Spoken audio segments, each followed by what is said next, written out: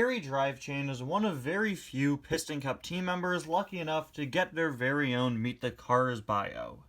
And Jerry's is pretty interesting if you ask me. You see, in the movie, we see Jerry Drivechain very briefly, but a bit more prominently than most other Pitties. While Lightning is driving off trying to find where Mac parked after the opening race, you could see one Pitty, this one right here, catching several tires being thrown to him while sitting on the door of his team's hauler.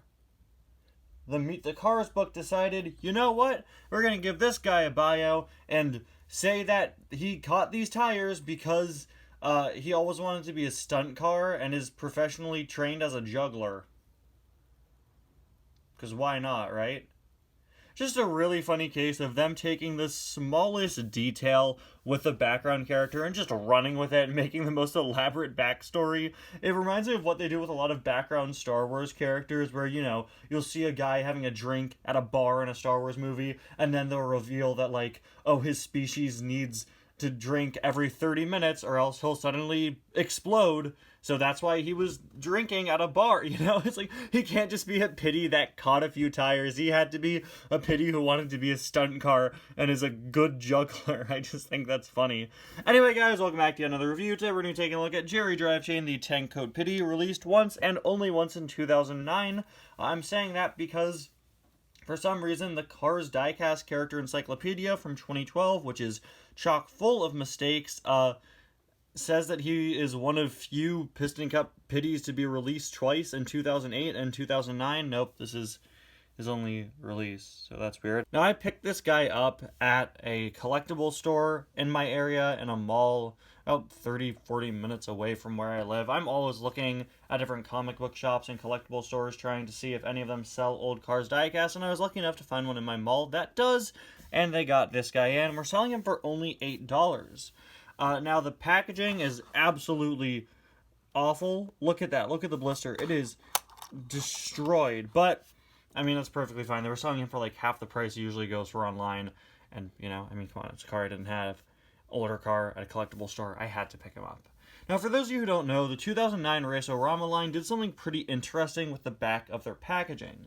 Instead of showing you several other cars that were available, like we're used to both in the past and after this, they would instead have a little bio for a character with a picture of McQueen saying, "Meet my friend," and then the name of one select other car in the diecast line that year. Very strange choice.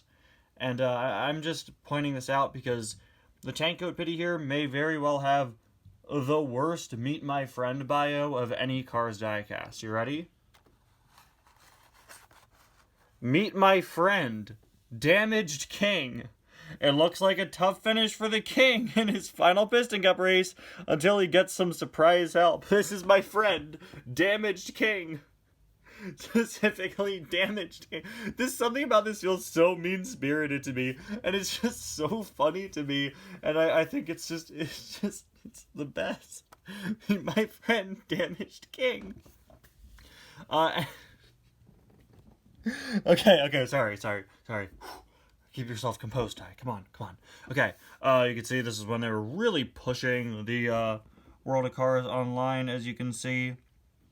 Of course, you could enter the code found on the name tag, subject to cancellation after December 31st, 2009. Oh, good, we still have some time left, right?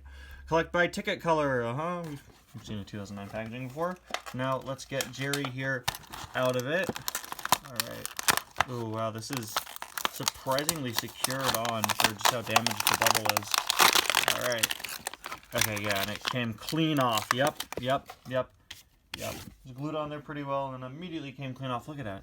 Even the packaging is, like, dented inwards. I don't know if you could tell. Anyway, as you can see, he, of course, has your typical Race-O-Rama pamphlet here.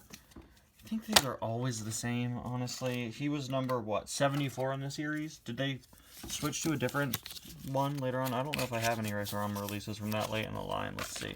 Nope, same one as always. Let me know in the comments if they ever changed the Race-O-Rama pamphlet, because I feel like it's always the same one, right? You'd think they would try to refresh it. Look, what's the highest number here? 53? Anything higher than 53? No, nothing higher than 53. This is 74. You'd think they'd try to, update it as the year went on, but I guess they didn't. So here is Jerry. Come on out here, buddy. Come on. You can see he was rubber banded in, but over the years the rubber band is broken and corroded and stuck to the side of him. Ew. But there you go. You get that right off. I would have mentioned that when he was in the package earlier, but thought it'd be more worth talking about it when I was taking him out. Of course, he also has his wheels and a little stand there, and the code on his ticket. Ooh. See if you could enter that. Spoilers, you can't. The game's been shut down for a decade now. Anyway, here's our buddy Jerry Drivechain out of the package. But before we take a look at him, we will take a look at his accessories. There are his accessories. Seriously, if you've seen one, you've seen them all, right? Really like the shade of pink here. Ironically, he's the Pitty for Eugene Carbureski, which is ironic because he's one of very few Cars 1 Piston Cup racers I don't have, since he hasn't been re-released since before Cars 3 came out.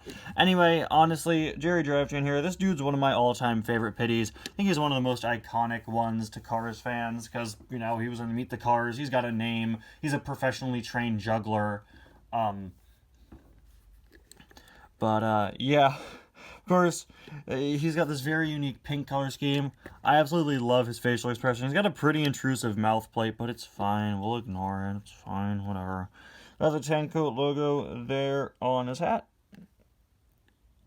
as well as their slogan above it. Oh, he's got a rubber band on his tire. I know I've heard of rubber tires before, but this is... I'm sorry. Alright. Of course, we've got the sort of tool belt thing all the Pitties have going around the side. There's a look at the other side, and there is a look at the base. Really not all that much to say about the diecast itself, but a lot of interesting stuff going on with the release as a whole, and the character, and the packaging, and how I got it. Jerry Drivechain is another very welcome addition to my collection. I'm super glad I was able to find him in a store. Anyway, guys, thank you all so much for watching. I'll see you guys next time. Bye now.